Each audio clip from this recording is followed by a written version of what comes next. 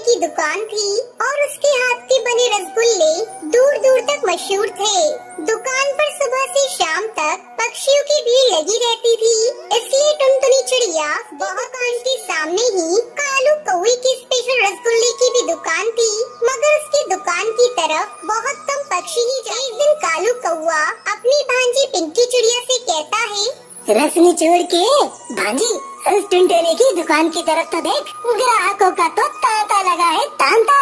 मामा, टुनटुनी चिड़िया थोक की दुकान से रसगुल्ले खरीद कर ना बेचती, उसने तो दूध के लिए घर में गाय भैंस पाल रखी है। अच्छा, रस निचोड़ के तो ये सब घर के दूध से बने रसगुल्ले। एक दिन कालू कौवा टुनटुनी चिड़िया की गौशाला के सामने से गुजर रहा होता है और वो सोचने लगता है, रस निचोड़ के इसमें तो बड़ी हष्ट पुष्ट गाय भैंस पाल रखी है, इसका कुछ ना कुछ कालू कौवा टुनटुनी चिड़िया के घर आता है। टुनटुनी और उसका परिवार अपने घर में निश्चिंत होकर सोए हुए होते। कालू कौवा कुछ पक्षी के साथ चोरी छुपे उसकी गौशाला में घुस आता है। रस निचोड़ के कान खोल कर सुन टुन्नू, इन सब गाय भैंसों को चोरी करके जंगल में छुड़वा दो और गौशाला को आग लगाकर चुपके से यहाँ से निकल जाना, समझा? अरे जंगल में क्यों छोड़ा है कालू जी, इन्हें तो हम नदी पार वाले गांव में बेच आएंगे। रस निचोड़ के जो मर्जी आए सो करो, पर एक बात का ख्याल रखना कि किसी को कानो कान खबर ना हो। कालू कौवे के ये कहने पर टुन्नू चिड़ा सब गाय भैंसों को चुरा कर उसकी गौशाला में आग लगवा देता है और फिर वहाँ से सुरक्षित भाग निकलता है। फिर जब तक टुनटुनी चिड़िया को इस घटना का पता चलता है, सब कुछ जलकर राख हो चुका। जाने किसने दुश्मनी निकाली है, मेरा जमा जमाया धंधा पल भर में चौपट कर दिया। अरे भगवान का शुक्र मना बेटी कि गौशाला में हम नहीं सो रहे थे। सोच, अगर हम सो रहे होते तो क्या होता। माँ की बात सुनकर टुनटुनी चिड़िया थोड़ी हिम्मत दिखाते हुए कहती है, शायद तुम ठीक कहती हो माँ, हमें हिम्मत नहीं हारनी चाहिए। हाँ बेटी, भगवान ने चाहा तो तेरा पहले से भी अच्छा काम चलेगा, देखना। कुछ दिनों तक टुनटुनी चिड़िया अपनी दुकान को बंद करके रखती है और इसके चलते कालू की दुकान चल पड़ती है।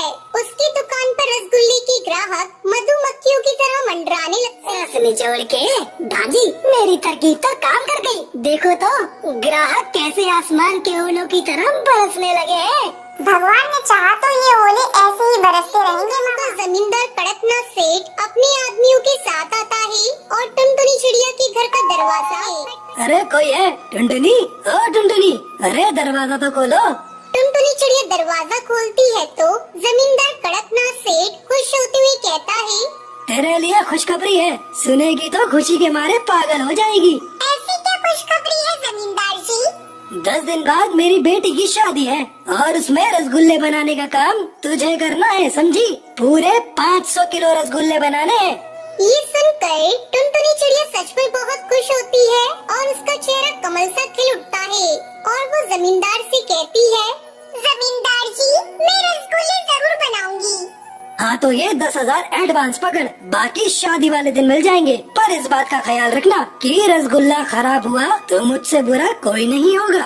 हाँ जी जमींदार। कौवे को जब इस बात का पता चलता है तो उसके तन बदन में आग लग जाती है। वो भागते भागते पिंकी चिड़िया के पास आता है। रस निचोड़ के भांजी तेरी इज्जत का तो फालूदा निकल गया, फालूदा। पिंकी की इज्जत का फालूदा निकालने वाला कौन पैदा हो गया?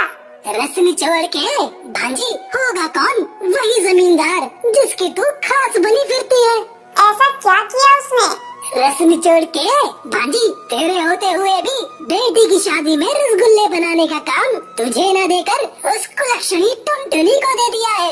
ये सुनकर पिंकी चिड़िया के दिल से नफरत की चिंगारियां फूटने लगती हैं और उसका चेहरा जलती भट्टी सा लाल हो जाता है। वो अपनी मामा से कहती है, उदास ना हो मामा, एक तो पिंकी जो कमाल दिखावेगी बस वो काम करूंगी। वो नाच रही टुनटुनी चिड़िया अब इस गाँव में रहने लायक ही नहीं रहेगी। रस निचोड़ के सच में ऐसा होगा? बस देखते जाओ मामा। टुनटुनी चिड़िया शुद्ध और ताज़ा दूध खरीद कर दिन रात लगकर जमींदार के लिए सफेद रसगुल्ले तैयार करने में जुट जाती है। उसकी माँ बबली कबूतरी और बेटी टूनी चिड़िया भी रसगुल्ले बनाने में जुट जाती है। सब मेहनत करके रसगुल्ले बनाते हैं। टुनटुनी चिड़िया और दिनों की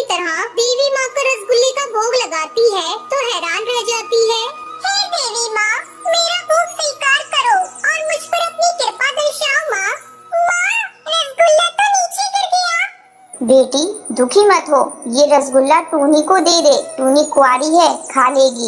बबली कबूतरी के कहने पर टुनटुनी चिड़िया वो रसगुल्ला टूनी को दे देती है और फिर जैसे ही टूनी रसगुल्ला खाती है तो तुरंत मुंह से बाहर थूक देती है।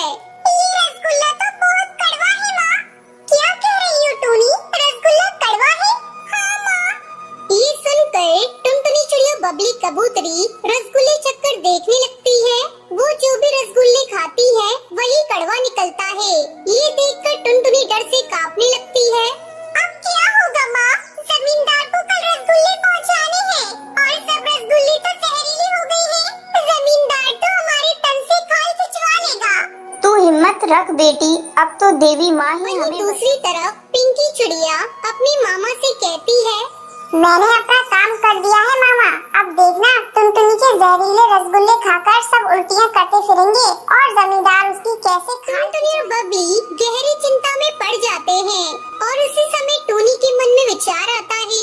वो एक रसगुल्ला उठाकर बगीचे में जाकर उसे मिट्टी में दबाते हुए कहती है, हे देवी माँ, मैं इस रसगुल्ले को जमीन में दबा रही हूँ।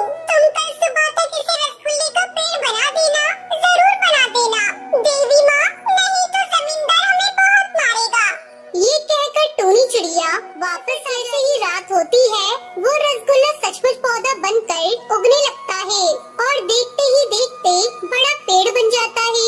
उसमें सफेद सफेद रसगुल्ले लग जाते हैं। टूनी उठकर बगीचे में जाती है, रसगुल्ले का पेड़ देखकर हैरान रह जाती है और वो पेड़ से एक रसगुल्ला तोड़कर अपनी माँ के पास आकर कहती है, माँ, रसगुल्ले मिल गए।